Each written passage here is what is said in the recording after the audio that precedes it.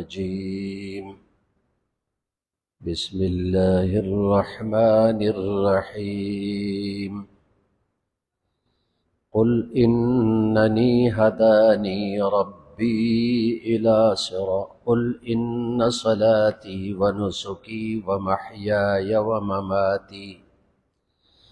ومماتي لله رب العالمين لا شريك له وبذلك أمرت وأنا أول المسلمين قل أغير الله أبغي ربا وهو رب كل شيء ولا تكسب كل نفس إلا عليها ولا تزر وازرة وزر أخرى ثم إلى ربكم مرجعكم فينبئكم بما كنتم فيه تختلفون وهو الذي جعلكم خلائف الأرض ورفع بعضكم فوق بعض درجات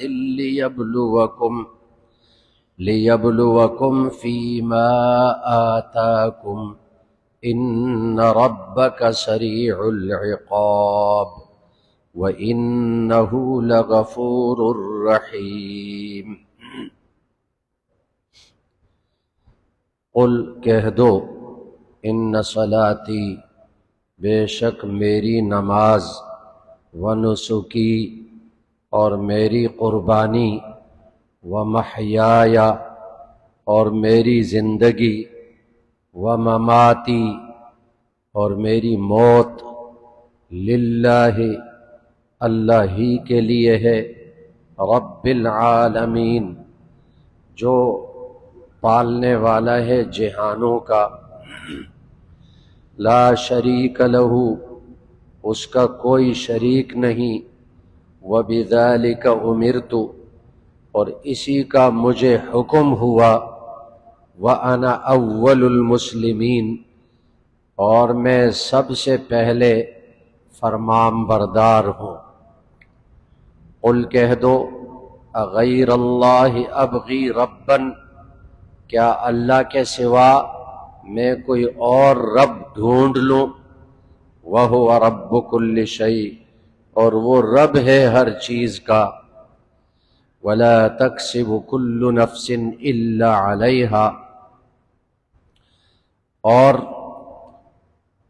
نہیں کماتا کوئی نفس برائی مگر وہ اسی کے اوپر ہوگی وَلَا تَزِرُ وَازِرَةٌ وِزْرَ أُخْرَى اور نہیں اٹھائے گا کوئی بھی بوجھ دوسرے کا ثُمَّ إِلَىٰ رَبِّكُمْ مَرْجِعُكُمْ پھر تمہارے رب کی طرف تمہارا لوٹ کر جانا ہے فَيُنَبِّئُكُمْ بِمَا كُنْتُمْ فِيهِ تَخْتَلِفُونَ پس وہ تمہیں بتلا دے گا جس چیز میں تم اختلاف کرتے تھے وَهُوَ الَّذِي اللہ وہ ذات ہے جَعَلَكُمْ خَلَائِفَ الْأَرْضِ جس نے تمہیں بنایا نائب زمین میں وَرَفَعَ بَعْضَكُمْ فَوْقَ بَعْضٍ دَرَجَاتٍ اور بلند کیے تم میں سے بعض کے بعضوں پر درجے لِيَبْلُوَكُمْ فِيمَا آتَاكُمْ تاکہ تمہیں آزمائے ان نعمتوں میں جو اس نے تمہیں دی ہیں ان ربک سریع العقاب بے شک تیرا رب جلد سزا دینے والا ہے وَإِنَّهُ لَغَفُورٌ الرحیم اور بے شک وہ بخشنے والا مہربان ہے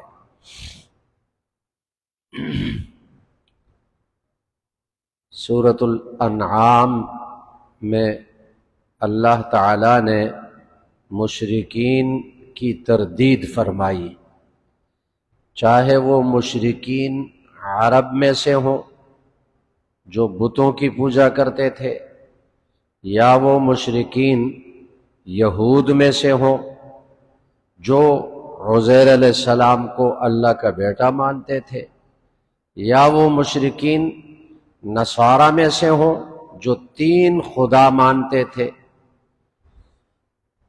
تو اس صورت میں اللہ جل شانہ نے توحید کے عقیدے کو کھل کر بیان فرمایا اور مشرکین کی تردید فرمائی۔ آخری آیات میں دین اسلام کے اصول اور اس کے فروع بیان فرمائے۔ پہلے عرض کر دیا کہ دین کے دو حصے ہیں، ایک حصے کو اصول کہا جاتا ہے، اصول سے مراد عقائد ہیں، اور دوسرا حصہ اس کو فروع کہا جاتا ہے، فروع سے مراد احکامات ہیں۔ تو عقائد تمام انبیاء علیہ السلام کی شریعتوں میں مشترکہ چلے آ رہے ہیں، آدم علیہ السلام سے لے کر نبی کریم صلی اللہ علیہ وسلم تک تمام انبیاء علیہ السلام کی شریعتوں میں عقائد مشترک چلے آ رہے ہیں، اس میں کوئی فرق نہیں، کوئی کمی بیشی نہیں۔ لیکن جو احکامات ہیں جن کو فروع کہا جاتا ہے وہ ہر نبی کی شریعت میں مختلف رہے، احکامات میں اختلاف رہا۔ تو کل جن آیتوں کی تلاوت کی گئی ان میں تو اللہ تعالیٰ نے عقائد کا بیان فرمایا، اور آج جن آیات کی تلاوت کی گئی ان میں اللہ تعالیٰ نے احکام کا ذکر فرمایا، فروع دین کا ذکر فرمایا۔ تو پہلی آیت میں فرمایا قل ان صلاتی، کہہ دو اے نبی صلی اللہ علیہ وسلم، بے شک میری نماز کو سب سے پہلے ذکر کیا، اس لیے کہ نماز دین اسلام کا بنیادی رکن ہے۔ نبی کریم صلی اللہ علیہ وسلم نے فرمایا الصلاۃ عماد الدین، من اقامها فقد اقام الدین ومن ہدمها فقد ہدم الدین۔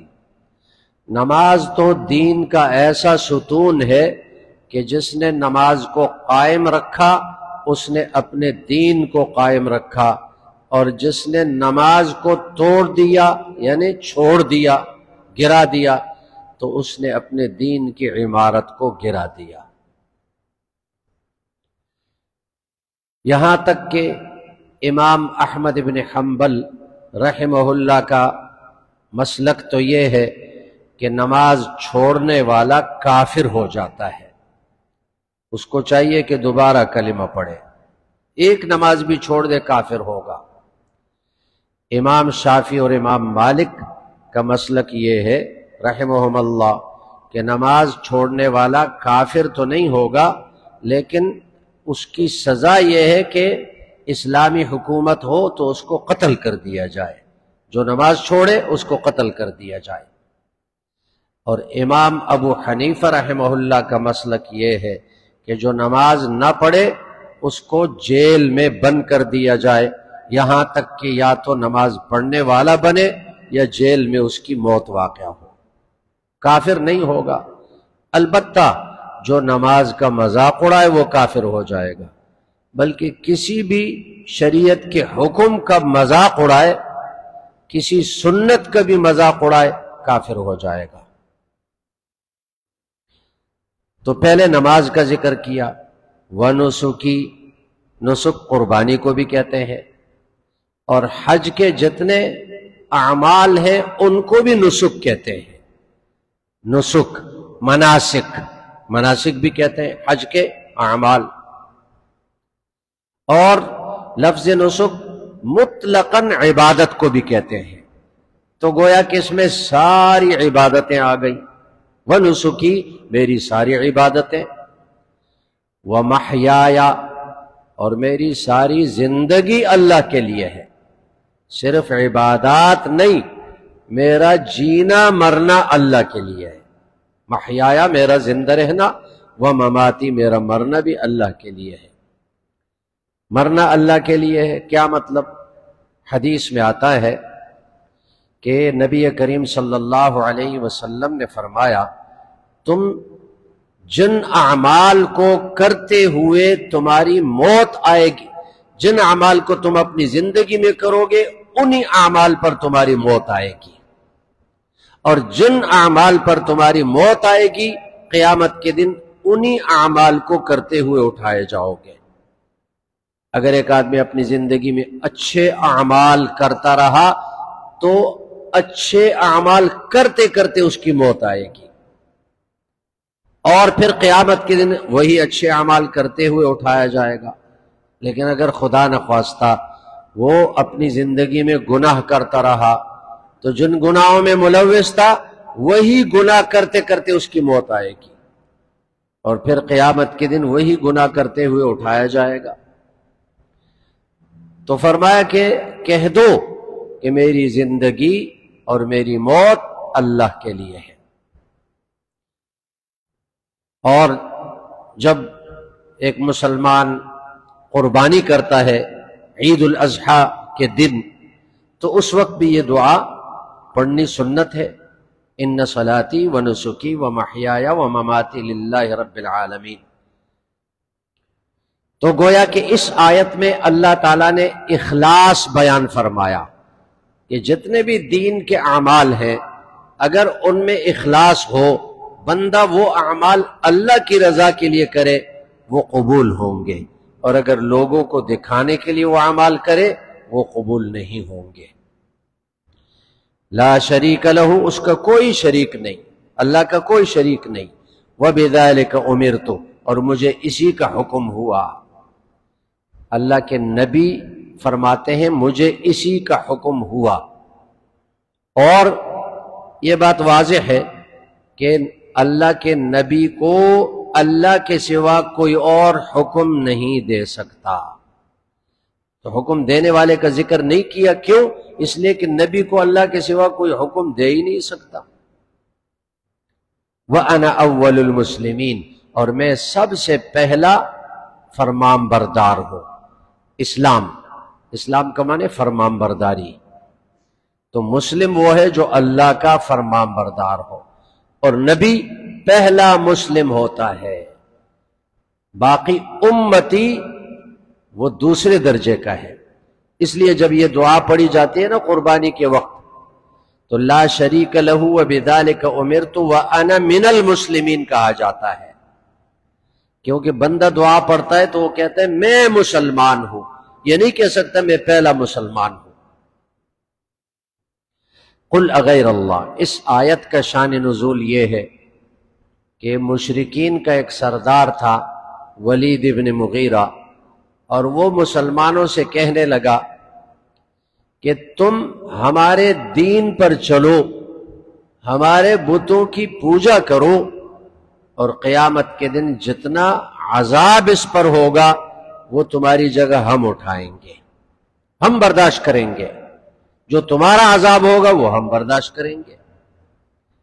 اس کے جواب میں یہ آیت نازل ہوئی، اور اللہ تعالیٰ نے اس بات کی تردید فرمائی کہ قیامت کے دن کوئی بھی کسی کا بوجھ نہیں اٹھا سکتا، کافر مسلمان کا بوجھ نہیں اٹھا سکتا، مسلمان کا بوجھ نہیں اٹھا سکتا، مسلمان کافر کا بوجھ نہیں اٹھا سکتا۔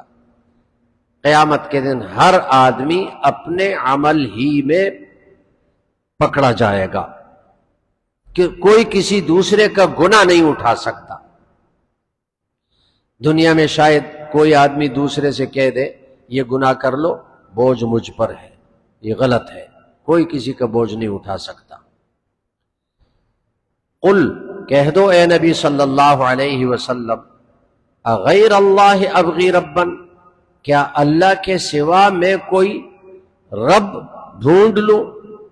رب کا معنی پرورش کرنے والا، وَهُوَ رَبُّ كُلِّ شَيْءٍ، اور وہ رب ہے ہر چیز کا، ہر چیز کا یعنی انسانوں کا، جانداروں کا، بے جانوں کا، ہر چیز کا رب ہے۔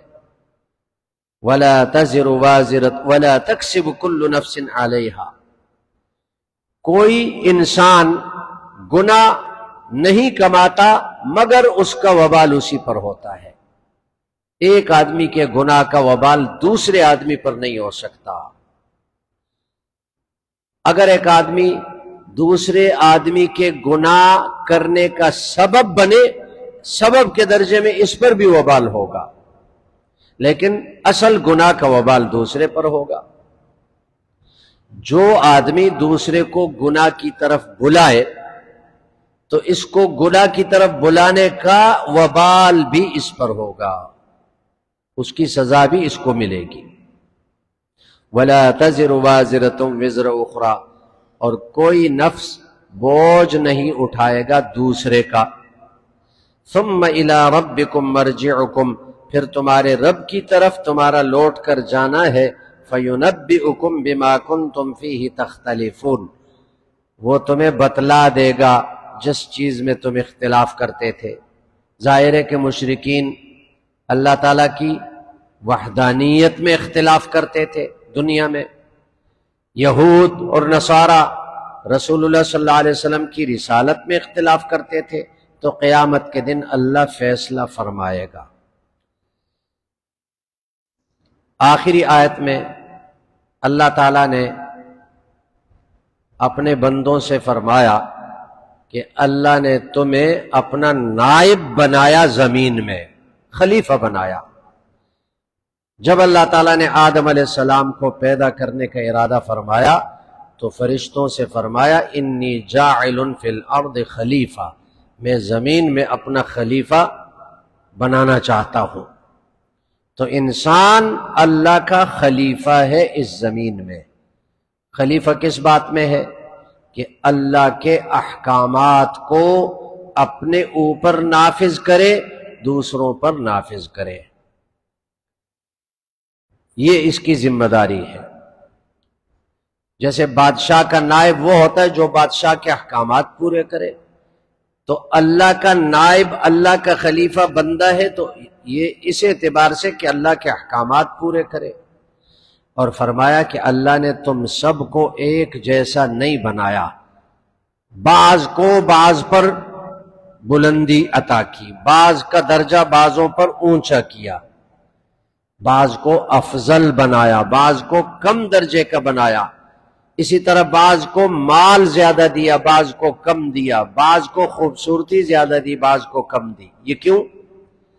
اگر سب ایک جیسے ہوتے تو پھر اللہ کا شکریہ کوئی بھی ادا نہ کرتا۔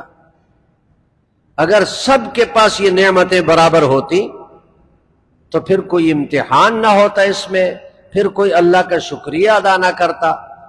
تو بعض کو اللہ نے زیادہ نعمتیں دی، بعض کو کم دی، تاکہ جس کو کم نعمت دی، وہ جس کو زیادہ نعمت دی وہ شکریہ ادا کرے اللہ کا، جس کو اللہ نے ایک نعمت کم دی اس کو کوئی اور نعمت دی ہوگی اس پر شکریہ ادا کرے۔ ایک آدمی کو اللہ نے حلال کا مال دیا ہے، وہ غریب کو دیکھ کر شکریہ ادا کرے۔ غریب کو اللہ نے مال نہیں دیا لیکن دل کا سکون اللہ نے اس کو دیا ہے، مزے سے دن بھر اپنی محنت کر کے رات کو بڑے آرام سے بغیر کسی گولی کے سو جاتا ہے، تو یہ دل کا سکون یہ بھی بڑی نعمت ہے، اس پر وہ اللہ کا شکریہ ادا کرے۔ اگر اللہ نے اس کو مال نہیں دیا، جسمانی صحت اس کو عطا کی، تو بیماروں کو دیکھ کر یہ اللہ کا شکریہ ادا کرے۔ وَهُوَ الَّذِي جَعَلَكُمْ خَلَائِفَ الْأَرْضِ، اللہ وہ ذات ہے جس نے تمہیں بنایا زمین میں اپنا نائب۔ وَرَفَعَ بَعْضَكُمْ فَوْقَ بَعْضٍ دَرَجَاتٍ، اور تم میں سے بعض کے درجے بعض پر بلند کیے۔ لِيَبْلُوَكُمْ فِي مَا آتَاكُمْ، تاکہ وہ تمہیں آزمائے ان نعمتوں میں جو اس نے تمہیں دی ہیں۔ إِنَّ رَبَّكَ سَرِيعُ الْعِقَابِ، بے شک تیرا رب جلد سزا دینے والا ہے جو نافرمانی کرے۔ وَإِنَّهُ لَغَفُورٌ رَحِيمٌ، اور بے شک وہ بخشنے والا رحم کرنے والا ہے جو اس کی فرمان برداری کرے۔ حدیث میں آتا ہے کہ اللہ تعالیٰ نے آدم علیہ السلام کو جب پیدا فرمایا تو ان کی پشت پر ہاتھ پھیرا، ان کی پشت سے ان کی تمام اولاد کو باہر نکالا، قیامت تک آنے والی اولاد کو چھوٹے چھوٹے جسم دیے، اور دو آنکھوں کے درمیان اللہ نے نور پیدا کیا تاکہ اس سے پہچان لیے جائیں۔ تو آدم علیہ السلام نے دیکھا تو پوچھا اے رب یہ کون ہے؟ اللہ نے فرمایا یہ تیری اولاد ہے۔ تو آدم علیہ السلام نے غور سے دیکھا، ان میں دیکھا کہ بعض مالدار ہیں، بعض غریب ہیں۔ اس نور سے اللہ نے آدم علیہ السلام نے پہچان لیا، بعض صحت مند ہیں، بعض بیمار ہیں، بعض خوبصورت ہیں، بعض کم درجے کے ہیں۔ تو آدم علیہ السلام نے پوچھا اے رب تو نے سب کو برابر کیوں نہیں بنایا، ایک جیسا کیوں نہیں بنایا؟ تو اللہ نے فرمایا انی احببت ان اشکرا، میں شکریہ بہت پسند کرتا ہوں، کہ جو میرا شکریہ ادا کرے نا اس کو میں پسند کرتا ہوں۔ شکریہ اللہ کو پسند ہے۔ تو اگر سب برابر ہوتے تو کوئی بھی اللہ کا شکریہ ادا نہ کرتا۔ اللهم لك الحمد كما ينبغي لجلال وجهك وعظيم سلطانك، لا إله إلا أنت وحدك لا شريك لك، اللهم صل على سيدنا ومولانا محمد وعلى آله وأصحابه أجمعين۔ یا رب العالمین ہمارے صغیر کبیر گناہوں کو معاف فرما، یا رب العالمین ہمیں موت تک دین پر استقامت نصیب فرما، یا رب العالمین ہمیں روزانہ قرآن مجید کی تلاوت کرنے کی توفیق عطا فرما، یا رب العالمین تمام بیماروں کو شفاء کامل عاجل عطا فرما، یا رب العالمین جتنے بے روزگار ہیں سب کو حلال روزگار نصیب فرما، یا رب العالمین فلسطین کے مسلمانوں کی مدد فرما، یہود اور ان کے مددگاروں کو تباہ اور برباد فرما۔ وصلی اللہ تعالی علی خیر خلق محمد وعلی آلہ واصحابہ اجمعین برحمتک۔